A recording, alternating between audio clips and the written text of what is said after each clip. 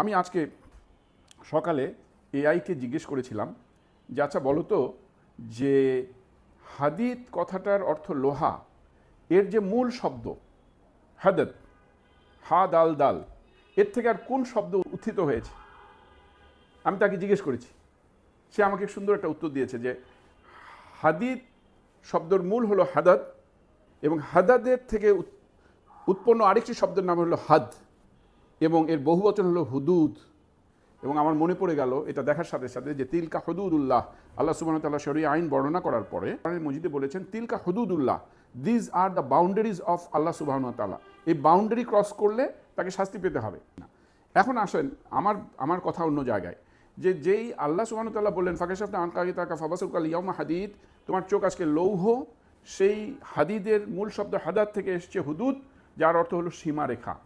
আমি খুব অবাক হয়েছি যে আমি আগের এপিসোডে বললাম যে আমাদের সামনে হিডেন ডাইমেনশনগুলো খুলে দেওয়া হবে, যেই ডাইমেনশনের সীমাবদ্ধতা আজকে আমাদের 4 ডাইমেনশনের মধ্যে আমাদের অবজারভেশনের সীমাবদ্ধতা রয়েছে, আমাদের বাউন্ডারি হলো 4 ডাইমেনশনে, আর মৃত্যুর পরে এই 4 ডাইমেনশনের সীমাটাকে ওপেন করে দেওয়া হবে, কোনো সীমা থাকবে না ডাইমেনশনের, হিডেন ডাইমেনশন বলে কিছু থাকবে না, আমার অবজারভেশনের কোনো লিমিট থাকবে না। দেখুন তাফসীর কারকরা বলেছেন যে লোহা মানে লোহার তৈরি তরবারি যেমন তীক্ষ্ণভাবে পেনিট্রেট করতে পারে, সেজন্য এই কথাটা বলা হয়েছে যে তোমার চোখ তীক্ষ্ণ, তরবারির মতো তীক্ষ্ণ, যা কিনা পেনিট্রেট করতে পারে, অজানাকে পেনিট্রেট করতে পারে। আর সেই একই শব্দের মূল থেকে আসছে বাউন্ডারি, তার মানে আমার অবজারভেশনের যে বাউন্ডারি সেটাও কিন্তু এই হাদাদ বা হুদুদ বা হাদ, এটা কিন্তু বাউন্ডারি। সেই বাউন্ডারিকে ক্রস করার জন্য আবার তীক্ষ্ণ তরবারি, অর্থাৎ লৌহ নির্মিত কোনো বস্তু বা টুল যে কোনো আপনার বাউন্ডারিকে ক্রস করতে পারে। সো আল্লাহ সুবহানাহু ওয়া তাআলা কিন্তু এখানে ইঙ্গিত দিয়ে দিলেন যে তোমাদের উপরে যে আমি ডাইমেনশনের একটা বাউন্ডারি দিয়েছি, 4টা ডাইমেনশনের বাইরে তোমরা চিন্তা করতে পারো না, 5th ডাইমেনশন 6th ডাইমেনশন নিয়ে চিন্তা করতে পারো না, এবং ওই ডাইমেনশনগুলোতে যদি কিছু বিরাজমান থাকে সেগুলোকে তোমরা বুঝতে পারো না, ওই ডাইমেনশনগুলোকে তোমাদের জন্য পারসেপ্টিবল করে দেওয়া হবে, ওই লিমিটটা তুলে দেওয়া হবে। হুদুদস will be removed and your eyes will be like hadid. You will be able to penetrate all the hidden dimensions. أعوذ بالله من الشيطان الرجيم. بسم الله الرحمن الرحيم. الحمد لله رب العالمين. والصلاة والسلام على سيد المرسلين وعلى آله وأصحابه أجمعين. السلام عليكم ورحمة الله. আজকে শুক্রবার, ফ্রাইডে, ইয়াউমুল জুমআ। প্রতি শুক্রবারে আমি নিয়মিতভাবে দ্বীন ইসলামের উপরে একটি ভিডিও তৈরি করছি এবং আপলোড করছি, বেশ কিছুদিন হলো। আজকে আমার 71তম এপিসোড, এবং এপিসোডটা দোয়ার উপরে। তো আজকের এপিসোডটা আমি গত এপিসোডের সিকুয়েল হিসেবেই আমি করতে চাচ্ছি। কিছু ইন্টারেস্টিং ডেভেলপমেন্ট হয়েছে, সেটার উপরে আমি কথা বলছি। আমি গত এপিসোডে একটি দোয়া, কোরআনের একটি আয়াতকে দোয়া হিসেবে ব্যবহার করার কথা বলেছিলাম। আয়াতটা ছিল, যদি আপনাদের মনে থাকে, বিসমিল্লাহির রহমানির রহিম, ফাকাশাফনা আনকা গিতাআকা ফাবাসারুকাল ইয়াউমা হাদিদ। এটা একটা অংশ আয়াতের, ফাকাশাফনা আনকা গিতাআকা ফাবাসারুকাল ইয়াউমা হাদিদ। এটা ছিল এই বিষয়ে যে আল্লাহ সুবহানাহু ওয়া তাআলা কিয়ামতের দিন, কিয়ামতের মাঠে অথবা মৃত্যুর পরে আমাদেরকে বলবেন যে ফাকাশাফনা আনকা গিতাআকা, তোমাদের চোখের পর্দা আজকে সরিয়ে দেওয়া হয়েছে, ফাবাসারুকাল ইয়াউমা হাদিদ, এখন তো তোমার চোখ লোহার মতো তীক্ষ্ণ। লোহার মতো, এই কথাটা ফাবাসারুকাল ইয়াউমা হাদিদ, তোমাদের চোখ আজকে লোহার মতো, এই কথাটা বলা হয়েছে। এর ব্যাখ্যায় মনীষীরা, মুফাসসিররা বিভিন্নভাবে এটার ব্যাখ্যা করেছেন। অনেকে বলেছেন যে লোহার মতো তীক্ষ্ণ, লোহা দিয়ে যেমন তীক্ষ্ণতার তরবারি তৈরি করা যায়, যেটা খুব শার্প এজ থাকে এবং সেটা খুব পেনিট্রেট করতে পারে।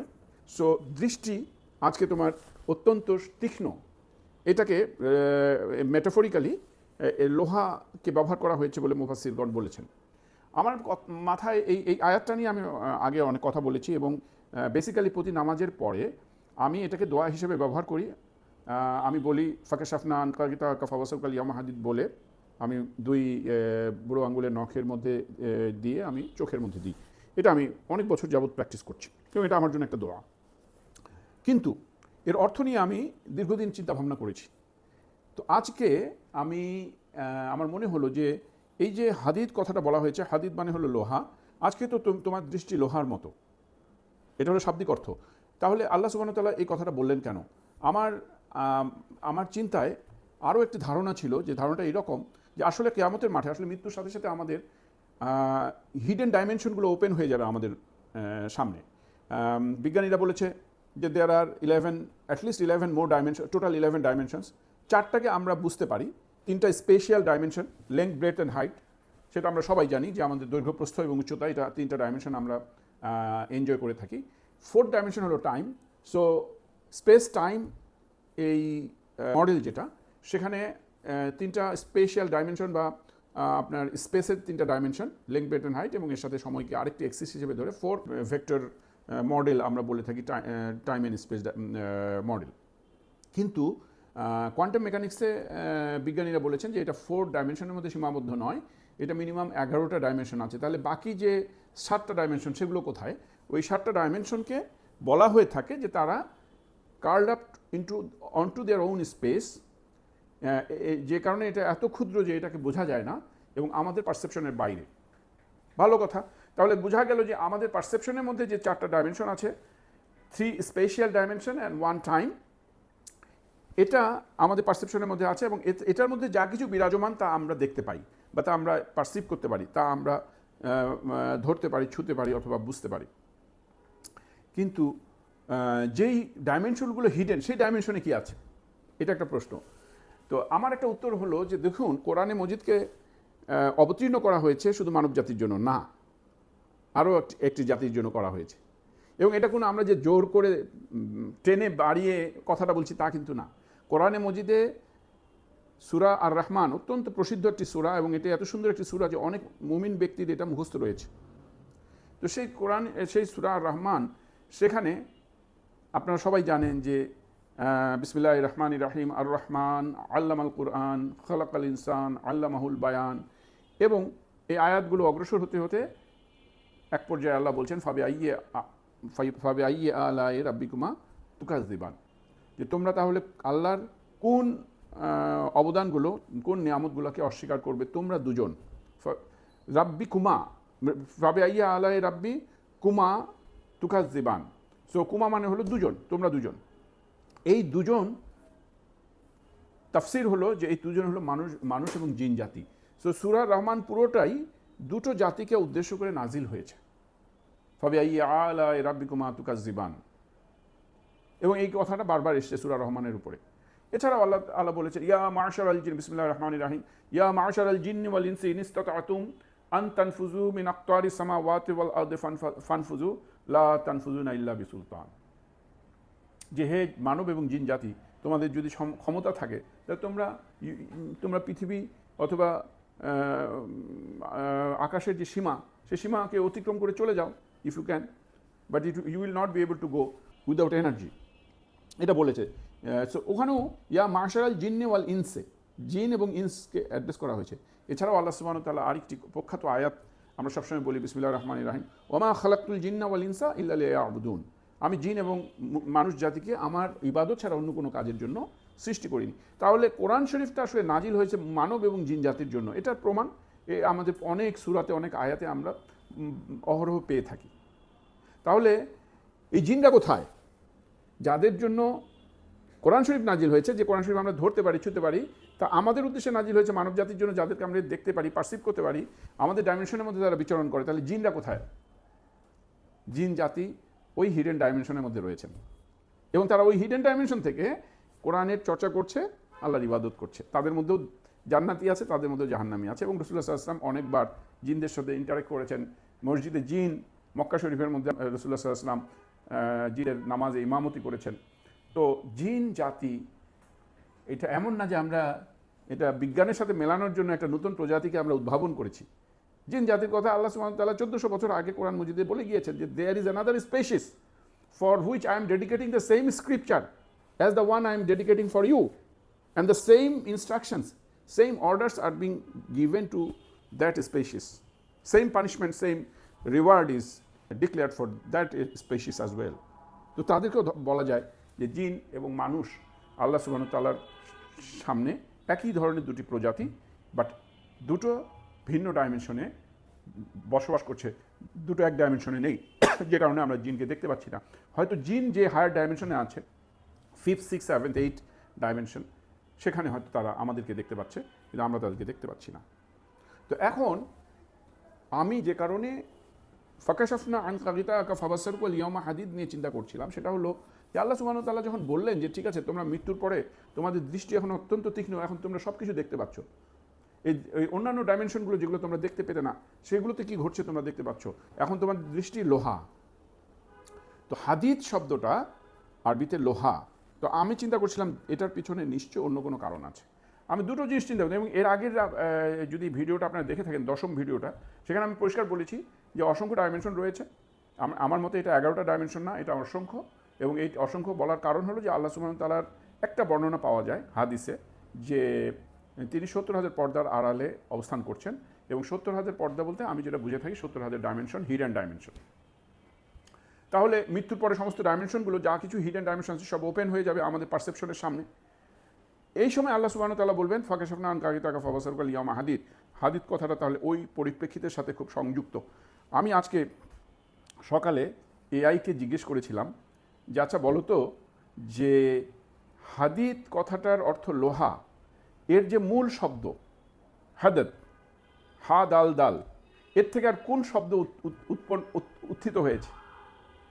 আমি তাকে জিজ্ঞেস করেছি, সে আমাকে সুন্দর একটা উত্তর দিয়েছে যে হাদিদ শব্দের মূল হলো হাদাদ, এবং হাদাদের থেকে উৎপন্ন আরেকটি শব্দের নাম হলো হাদ, এবং এর বহুবচন হলো হুদুদ।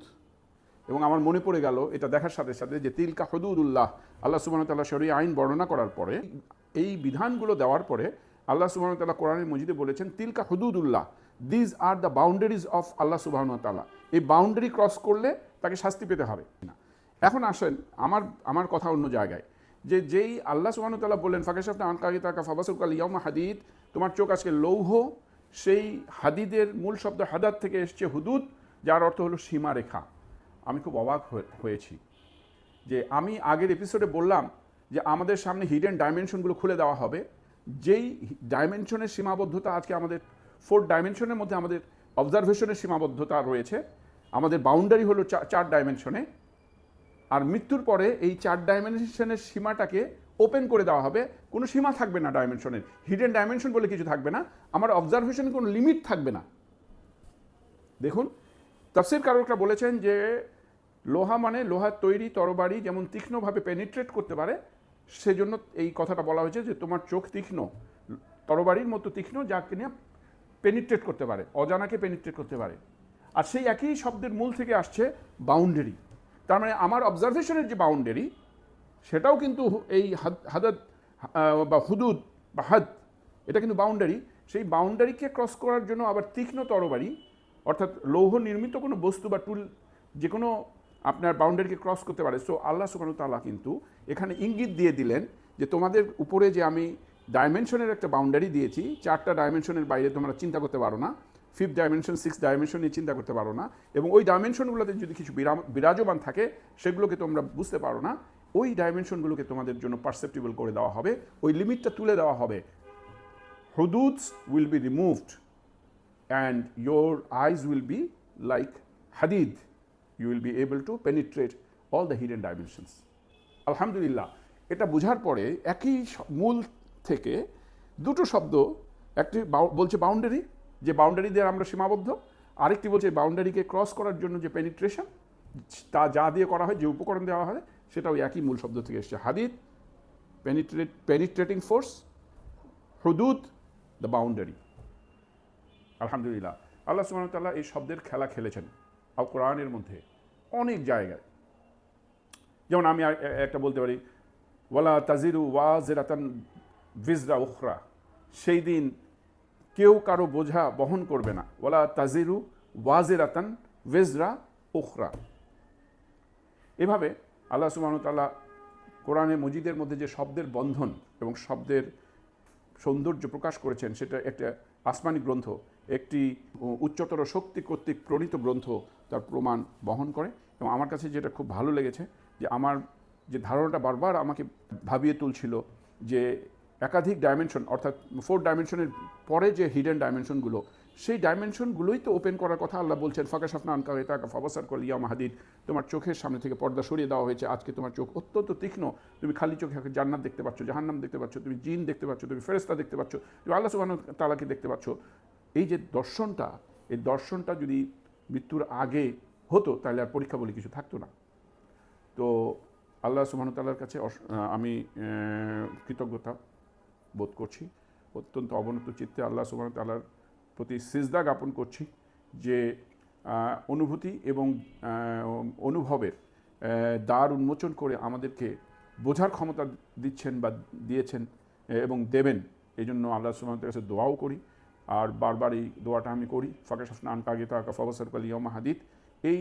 এটা যেন মৃত্যুর পরের জন্য অপেক্ষা করতে না হয়, পৃথিবীতেই যেন এই দর্শন করা সম্ভব হয় যে জিনিস আল্লাহ তাআলা গায়েব করে রেখেছেন, সেই গায়েবের মৌলিক এসেন্স যেন আমরা পৃথিবীর জীবনেই আমরা পেতে পারি, যাতে করে আমরা ভুল ত্রুটি মুক্ত জীবন যাপন করে আখেরাতে পদার্পণ করতে পারি, এবং আখেরাতে যা দেখব তা যেন আমাদের জন্য কোনো সারপ্রাইজ না হয়, তা যেন আমাদের রিপিটেড একটা ভিজুয়ালাইজেশনেরই একটা ফলাফল যেন আখেরাতে আমরা দেখতে পাই। আল্লাহ সুবহানাহু ওয়া তাআলার কাছে এই দোয়া করি, এবং আমি এটাও বলি, রাব্বি জিদনি ইলমান ওয়া নাফিআন মাকামিলান ওয়া রিজকা, রাব্বি ইয়াসসির ওয়া লা তুআসসির ওয়া তাম্মিম বিল খাইর। আপনারা সবাই ভালো থাকুন, সবার জন্য সবাই আমরা দোয়া করি। এই পৃথিবীটা ছোট্ট একটা পৃথিবীতে 8 বিলিয়ন মানুষ বসবাস করছে, এই পৃথিবীটা অত্যন্ত অসুস্থ অবস্থায় রয়েছে। এই পৃথিবীর সুস্থতা আল্লাহ সুবহানাহু ওয়া তাআলা বিধান করুন। কিছুদিন আগে ভূমিকম্প হয়েছে, আল্লাহ তাআলা বাংলাদেশ এবং পৃথিবীকে ভূমিকম্প এবং অন্যান্য ক্যালামিটি থেকে মুক্ত রাখুন, আমাদেরকে সুস্থ রাখুন, পৃথিবীকে সুস্থ রাখুন, এবং তার নৈকট্য লাভের জন্য যে আমল করা প্রয়োজন সেই আমলের তৌফিক দিন, আমাদের সবাইকে হেদায়েত দিন, এবং কালকে কিয়ামতের মাঠে আমাদেরকে যেন আমলনামা ডান হাতে দেওয়া হয় সেই ব্যবস্থা করুন। আমিন। ওয়া আখিরু দাওয়ানা আনিল হামদুলিল্লাহি রাব্বিল আলামিন। আসসালামু আলাইকুম ওয়া রাহমাতুল্লাহি ওয়া বারাকাতুহু।